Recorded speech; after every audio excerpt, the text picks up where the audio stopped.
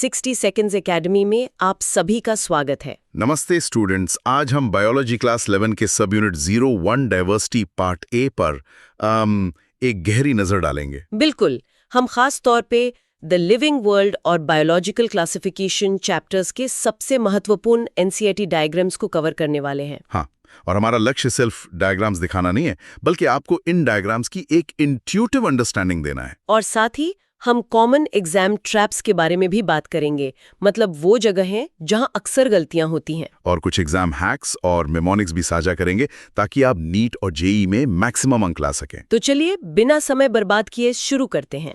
ठीक है, तो सबसे पहले डायग्राम से शुरू करते हैं। Taxonomic hierarchy. हाँ, ये वाला डायग्राम, ये एक 3D पिरामिड जैसा दिखता है, जिसमें किंगडम सबसे नीचे और सबसे चौड़ा है और स्पीशीज सबसे ऊपर, सबसे संकर। बिल्कुल, और इस पर एक ऊपर की ओर तीर है जिस पर लिखा है असेंडिंग ऑर्डर।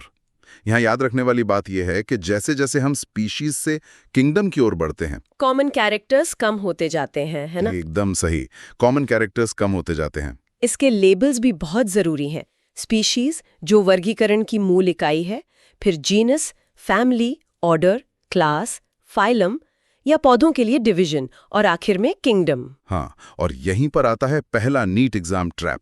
अच्छा, वो क्या है? सबसे बड़ी गलती जो स्टूडेंट्स करते हैं वो है ऑर्डर और फैमिली का क्रम भूल जाना। हाँ, ये तो मेरे साथ भी होता था। ऑर्डर फैमिली के ऊपर आता है। और दूसरी गलती, सबसे कम कॉमन कैरेक्टर्स कहाँ पाए जाते हैं? किंगडम स्तर पर, स्पीशीज पर नहीं। इसे याद रखने के लिए कोई आसान तरीका? एक बहुत मशहूर निमोनिक है, कीप पॉट्स क्लीन और फैमिली गेट्स सिक। कीप पॉट्स क्लीन और फैमिली गेट्स सिक, के से किंगडम, पी से फाइलम, सी क्लास, ओ ऑर्डर, एफ फैमिली, जी जीनस और एस स्पेसीज। बढ़िया है। चलिए अगले डायग्राम पर चलते हैं। बैक्टीरिया के शेप्स। हाँ, ये तो काफी सीधा साधा लगता है जी। 4 मुख्य आकार, कॉकी मतलब गोलाकार, बैसिली मतलब रॉड के आकार का, स्पिरिला यानी सर्पिल, और विब्रियो जो कॉमा के आकार का है। देखने में सीधा है, पर लेबल्स पर ध्यान देना जरूरी है। बैसिली में एक स्पोर दिखाया गया है, ये एक सर्वाइवल स्ट्रक्चर है। और स्पिरिला में फ्लैजेलम है जो उसे चलने में मदद करता है। हाँ, यहाँ एक जरूरी कॉन्सेप्ट एंकर है। ये जो क्लासिफिकेशन है, ये सिर्फ मॉर्फोलॉजी मतलब सिर्फ आकार पर आधारित है, उनके मेटाबॉलिज्म पर नहीं। ठीक है, समझ गए।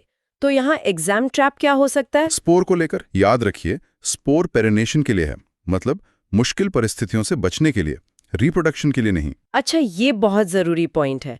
स्पोर से बैक्टीरिया की संख्या नहीं बढ़ती। बिल्कुल, और विब्रियो जिसमें कर्व होता है वो स्पिरिला से अलग है जिसमें कई कर्व्स होते हैं। ठीक है, अब आते हैं नोस्टॉक पर। ये डायग्राम एक फिलामेंट जैसा है जो एक जेलेटिनस शीट से ढका होता है।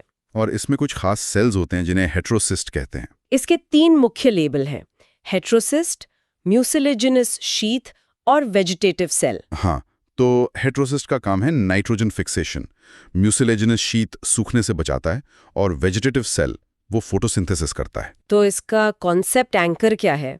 देखिए, हेट्रोसिस्ट एक एनारोबिक माइक्रो एनवायरनमेंट बनाता है, मतलब एक oxygen free zone. Oxygen free क्यों? क्योंकि नाइट्रोजन फिक्सेशन के लिए जो नाइट्रोजनेज एंजाइम चाहिए वो ऑक्सीजन की मौजूदगी में काम नहीं कर सकता। अच्छा, तो एक तरफ फोटोसिंथेसिस से ऑक्सीजन बन रही है और दूसरी तरफ उससे बचने के लिए हेट्रोसिस्ट है। बहुत ही आम गलतफहमी है। वाह, ये तो बहुत बड़ा मिसकंसेप्शन है। चलिए अब 2 बहुत जरूरी वायरसेस को देखते हैं, बैक्टीरियोफेज और टोबैको मोज़ेक वायरस। हाँ, बैक्टीरियोफेज का आकार तो एक लूनर लैंडर जैसा है। इसके मुख्य भाग हैं हेड, जिसे कैप्सिड भी कहते हैं, फिर कॉलर, सीथ और टेल फाइबर्स। इसका काम एक सिरिंज जैसा है ना? बिल्कुल, ये बैक्टीरिया को इन्फेक्ट करता है और अपना dsDNA मतलब double stranded DNA host cell में इंजेक्ट कर देता है। इसमें कोई एग्जाम ट्रैप? छात्र अक्सर बेस प्लेट लेबल को भूल जाते हैं। ये छोटा सा लेबल भी महत्वपूर्ण है। ठीक है, और TMV यानी टोबैको मोज़ेक वायरस? वो एक रॉड के आकार का वायरस है और उसमें SSRNA मतलब सिंगल स्ट्रैंडेड RNA होता है जो कैप्सिड के अंदर कॉइल्ड रहता है। तो सबसे बड़ा अंतर इनकी जेनेटिक मटेरियल में है? हाँ, और यही सबसे बड़ा नीट एग्जाम ट्रैप है। बैक्टीरियोफाज में DNA, TMV में RNA। इस पे सीधे सवाल आते हैं। इससे याद रखने का कोई निमोनिक? बिल्कुल, टोबैक RNA, टोबैको से टोबैक, और जेनेटिक मटेरियल RNA। बहुत बढ़िया। अब किंगडम प्रोटिस्टा के कुछ उदाहरण देखते हैं। पहला है डाइनोफ्लैजेलेट्स। जैसे गोनियोलैक्स। इनकी बॉडी पर सेलुलोज प्लेट्स होती हैं और 2 फ्लैजेला होते हैं, एक ट्रांसवर्स और एक लॉन्गिट्यूडनल। यहाँ क्या ध्यान रखना है? इन्हें डायटम्स के साथ कंफ्यूज नहीं करना है। डाइनोफ्लैजेलेट्स में सेलुलोज होता है जबकि डायटम्स में सिलिका। ये एक बड़ा अंतर है। समझ गई। अगला है यूग्लिना। इसमें तो सेल वॉल नहीं होती। सही, उसकी जगह एक प्रोटीन की लचीली परत होती है, पेलिकम, और ये मिक्सोट्रोफिक है। मिक्सोट्रोफिक मतलब प्रकाश में फोटोसिंथेटिक और अंधेरे में हेट्रोट्रोफिक। तो यहाँ नीट एग्जाम ट्रैप क्या है? यूग्लिना एक ऑब्लिगेट ऑटोट्रॉफ नहीं है, मतलब ये सिर्फ फोटोसिंथेसिस पर निर्भर नहीं रहता। ये उसकी एक यूनिक विशेषता है। ठीक है, अब फंजाई की बात करते हैं, म्यूकोर और एस्परजिलस के बीच का अंतर। ये बहुत जरूरी है। म्यूकर, जो फाइकोमासीज ग्रुप से है, उसमें स्पोर्स एंडोजिनस होते हैं, मतलब वो स्पोरेंजियम नाम की एक थैली के अंदर बनते हैं। एंडोजिनस माने अंदर। हाँ, जबकि एस्परजिलस, जो एस्कोमाइसिस ग्रुप का है, उसमें स्पोर्स एक्सोजिनस होते हैं। एक्सोजिनस मतलब बाहर। बिल्कुल। उन्हें कोनिडिया कहा जाता है और वे कोनिडियोफोर नाम के एक डंठल पर बाहर की तरफ पैदा होते हैं। तो ये एंडोजिनस बनाम एक्सोजिनस स्पोर्स का अंतर मैच द फॉलोइंग और असर्शन रीजन सवालों के लिए बहुत जरूरी है। अत्यंत महत्वपूर्ण। चलिए अब आते हैं सबसे जरूरी हिस्से पर, टेबल 1.1। ये वेरी हाई फ्रीक्वेंसी वाला टॉपिक है। हाँ, ये टेबल, इसमें मैन, हाउसफ्लाई, मैंगो और वीट का क्लासिफिकेशन दिया है और आपको सभी स्तर याद रखने होंगे। जैसे हाउसफ्लाई का ऑर्डर है डिप्टेरा और फैमिली है मुसिडी। मैंगो का ऑर्डर है सैपिनडेल्स और फैमिली एनाकार्डियासी। ये याद रखना थोड़ा मुश्किल है। पर यहाँ भी ट्रैप्स हैं। याद रखिए, डिप्टेरा एक ऑर्डर है, क्लास नहीं। हाउसफ्लाई की क्लास इंसेक्टा है। अच्छा, ये एक आम गलती हो सकती है। और पोएसे, जो वीट की फैमिली है, वो एक मोनोकॉट फैमिली है। फैमिली के नाम अक्सर ए या सी ए में खत्म होते हैं और पौधों में ऑर्डर के नाम एल्स में। हाउसफ्लाई के लिए कोई छोटा म्नेमोनिक है? हाँ, मस्का टेक्स अ डिप। मस्का उसके जीनस के लिए और डिप उसके ऑर्डर डिप्टेरा के लिए। ये तो बहुत काम का है। तो ये थे सब यूनिट 01 के कुछ सबसे महत्वपूर्ण डायग्राम्स। हाँ, हमने टैक्सोनॉमिक हायरार्की, बैक्टीरिया के आकार, वायरस, प्रोटिस्टा और फंगी के मुख्य बिंदुओं को कवर किया। हमारा सुझाव है कि आप इन डायग्राम्स को खुद बनाकर अभ्यास करें और खास तौर पर नीट एग्जाम ट्रैप्स पर ध्यान दें। यही वो जगह है जहां आप दूसरों से बढ़त बना सकते हैं। उम्मीद है कि ये सत्र आपके लिए उपयोगी रहा होगा। अगर आपको ये वीडियो पसंद आया तो कृपया इसे लाइक करें और अपने दोस्तों के साथ शेयर करें। और हाँ, 60 सेकंड्स एकेडमी को सब्सक्राइब करना ना भूलें। अगर आपके कोई प्रश्न या संदेह हैं तो उन्हें नीचे कमेंट सेक्शन में जरूर लिखें। हम आपके सवालों का जवाब देने की पूरी कोशिश करेंगे।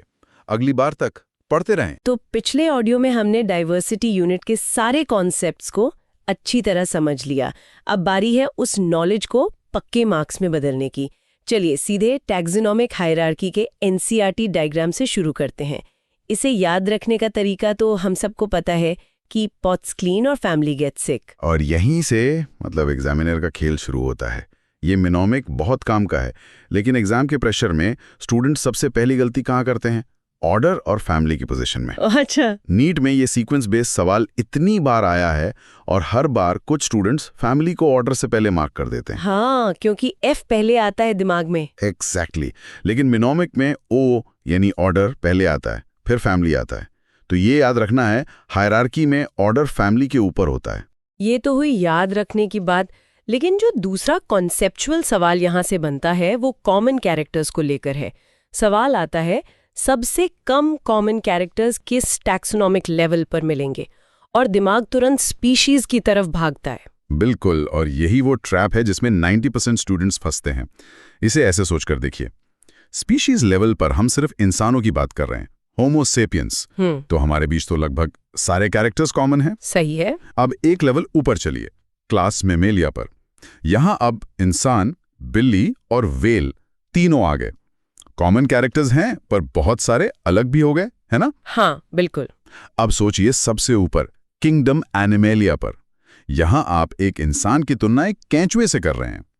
कॉमन कैरेक्टर्स तो बस गिने चुने ही बचेंगे। तो लॉजिक बहुत सीधा है। जैसे जैसे आप हायरार्की में ऊपर जाते हैं, ग्रुप बड़ा होता जाता है और कॉमन कैरेक्टर्स कम होते जाते हैं।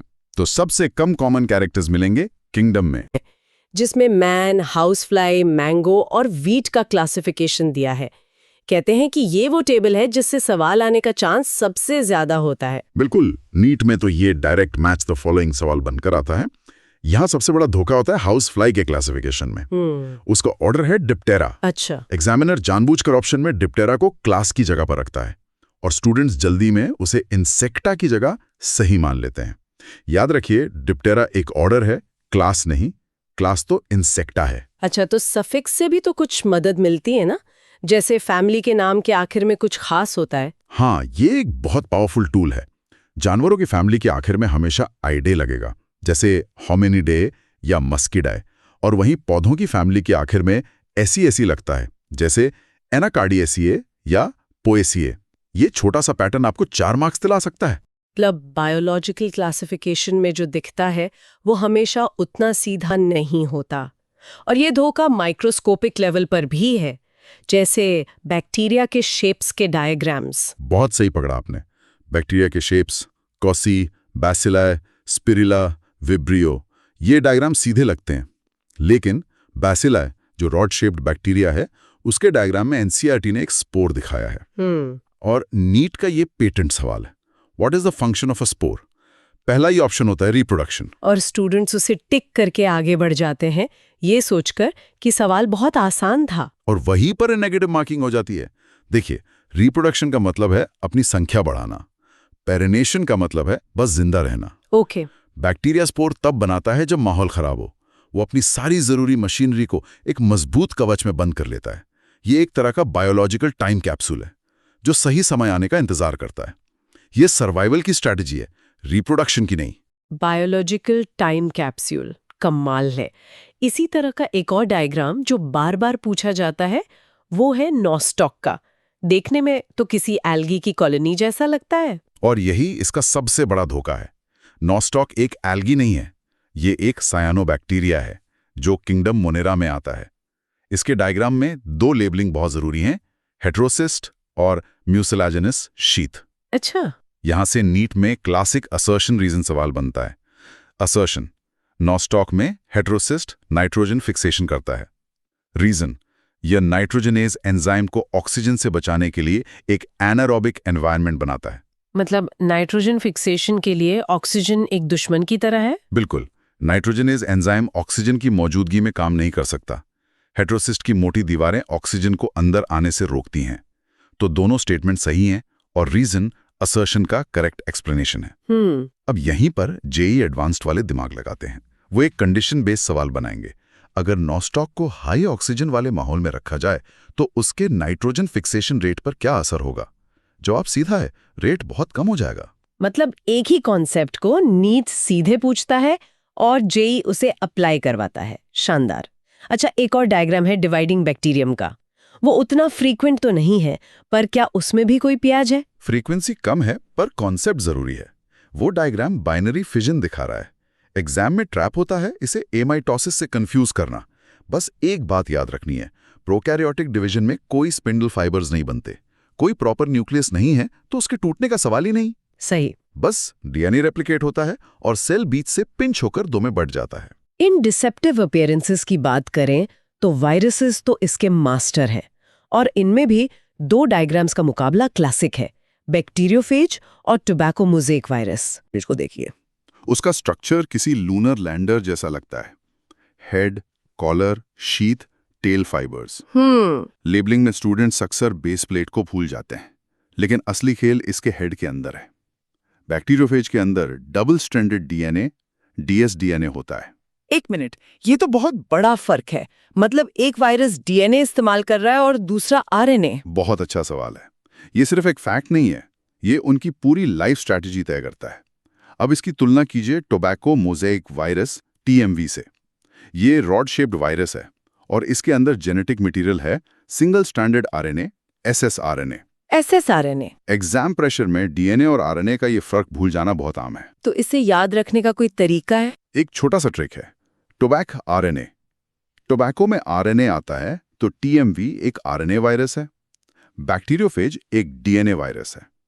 ये वो फैक्ट है जो या तो आपको 4 मार्क्स दिलाएगा या -1 करवाएगा। और ये फर्क करने वाली बात सिर्फ वायरस तक ही सीमित नहीं है।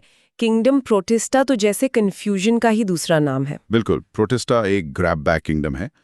यहीं पर तुलनात्मक सवाल बनते हैं। जैसे डाइनोफ्लैजुलेट्स की सेल वॉल सेल्यूलोज की बनी होती है, जबकि डायटम्स की सेल वॉल सिलिका मतलब कांच की बनी होती है। कांच की? हाँ, अच्छा। इसीलिए वो इंडिस्ट्रक्टिबल यानी अमर है और समुद्र के तल पर डायटमेशियस अर्थ बनाते हैं। कमाल है। अच्छा, फिर आता है यूग्लिना, जो हमेशा से ही एक पहेली रहा है। प्लांट है या एनिमल? और यहीं पर जेई का माइंडसेट काम आता है। यूग्लिना में सेल वॉल होती ही नहीं, उसकी जगह प्रोटीन की एक लचीली लेयर पेलिकल होती है। और इसकी न्यूट्रिशन स्ट्रैटेजी देखिए, ये मिक्सोट्रोफिक है। मिक्सोट्रोफिक? हाँ, जब धूप होती है तो ये फोटोसिंथेसिस करता है एक प्लांट की तरह, और जब अंधेरा होता है तो ये छोटे ऑर्गेनिक पार्टिकल्स को खाकर एक एनिमल की तरह हेट्रोट्रोफिक बन जाता है। तो अगर हम यूग्लिना को हमेशा के लिए एक अंधेरे कमरे में रख दें तो भी वो जिंदा रहेगा? हाँ, बिल्कुल जिंदा रहेगा। वो एक ऑब्लिगेट ऑटोट्रॉफ नहीं है। एग्जाम में यही सवाल आता है और स्टूडेंट सोचते हैं कि बिना सनलाइट के वो मर जाएगा, लेकिन नहीं, वो अपना मोड बदल लेगा। प्रोटिस्टा में एक और नाम है जो बहुत कंफ्यूज करता है, स्लाइम मोल्ड का प्लाज्मोडियम। अरे हाँ, ये तो जानबूझकर कंफ्यूज करने के लिए ही बनाया गया लगता है। एक ही नाम दो बिल्कुल अलग अलग जीवों के लिए। हाँ हाँ बिल्कुल। तो ये दोनों प्लाज्मोडियम अलग कैसे हैं? देखिए, स्लाइम मोल्ड का वेजिटेटिव स्टेज, जो एक multi nucleated mass of protoplasm है, उसे प्लाज्मोडियम कहते हैं। ये सैप्रोफाइटिक होता है। और दूसरा है मलेरिया करने वाला पैरासाइट प्लाज्मोडियम, जो एक प्रोटोजोएन प्रोटिस्ट है। एग्जामिनर ऑप्शन में दोनों देगा, ये जानते हुए कि स्टूडेंट्स कंफ्यूज होंगे। ठीक है, तो प्रोटिस्टा की इस कंफ्यूजिंग दुनिया के बाद किंगडम फंगी थोड़ा सीधा साधा लगता है, पर मुझे यकीन है कि यहाँ भी कुछ छुपे हुए ट्रैप्स होंगे। आपका अंदाजा बिल्कुल सही है। फंजाई में सारा खेल स्पोर्स के बनने के तरीके पर है, एंडोजीनस वर्सेस एक्सोजीनस। एनसीईआरटी में 3 उदाहरण हैं। पहला, म्यूकोर। इसमें एसेक्सुअल स्पोर्स एक थैली स्पोरेंजियम के अंदर बनते हैं। एंडो का मतलब ही है अंदर। और इसकी सीधी तुलना हम करते हैं एस्परगिलस से। एग्जैक्टली। एस्परजिलिस में एसेक्सुअल स्पोर्स, जिन्हें कोनिडिया कहते हैं, वो एक डंडी कोनिडियोफोर के ऊपर बाहर की तरफ एक चेन में बनते हैं। एक्सो मतलब बाहर। अच्छा। इसे ऐसे समझिए, म्यूकोर में स्पोर्स एक थैली के अंदर हैं, जैसे टिफिन बॉक्स में खाना, ये एंडोजीनस है। और एस्परजिलिस में स्पोर्स एक डंडी के ऊपर चेन में लगते हैं, जैसे किसी पेड़ पर बाहर की तरफ फल लगे हों। ये एक्सोजीनस है, अंदर वर्सेस बाहर। नीट का ये पसंदीदा सवाल है। ये टिफिन बॉक्स और पेड़ पर फल वाली एनालॉजी के बाद अब ये कभी नहीं भूलेगा। आखिर में बात करते हैं एगैरिकस की, यानी हमारे जाने पहचाने मशरूम की। इसमें क्या ट्रैप हो सकता है? इसमें ट्रैप है सेक्सुअल रिप्रोडक्शन को लेकर। हम सोचते हैं कि ये इतना एडवांस्ड है तो इसमें प्रॉपर सेक्स ऑर्गन्स तो होंगे ही, लेकिन एनसीईआरटी की एक लाइन है जिसे सब नजरअंदाज कर देते हैं। बेसिडियोमाइसीटीज में सेक्स ऑर्गन्स नहीं होते। क्या सेक्स ऑर्गन्स नहीं होते? लेकिन फिर सेक्सुअल रिप्रोडक्शन कैसे होता है? यही तो कैच है। इनमें सेक्सुअल रिप्रोडक्शन प्लाज्मोगेमी से होता है, जिसमें 2 अलग-अलग स्ट्रेन के वेजिटेटिव या सोमैटिक सेल्स आपस में फ्यूज कर जाते हैं। कोई स्पेशलाइज्ड सेक्स ऑर्गन नहीं बनता। ये स्टेटमेंट बेस्ड सवालों के लिए एक परफेक्ट लाइन है। वाकई आज की इस बातचीत से ये तो साफ हो गया है कि बायोलॉजी में सिर्फ कॉन्सेप्ट जानना काफी नहीं है, एग्जामिनर की सोच को पकड़ना भी उतना ही जरूरी है। अगर आपने कॉन्सेप्ट ऑडियो प्लस ये रैंक बूस्टर सेक्शन दोनों ध्यान से फॉलो किया है तो इस यूनिट से मार्क्स जाना ऑलमोस्ट इम्पॉसिबल है। अब आप सिर्फ पढ़ नहीं रहे, आप नीट, जेई और बोर्ड्स के लिए स्मार्टली स्कोर कर रहे हो। अगर आपको ये रैंक बूस्टर अप्रोच यूजफुल लग रही है तो 60 सेकंड्स एकेडमी को लाइक, शेयर और सब्सक्राइब करें और कमेंट्स में बताएं कि नेक्स्ट कौन सा यूनिट चाहिए।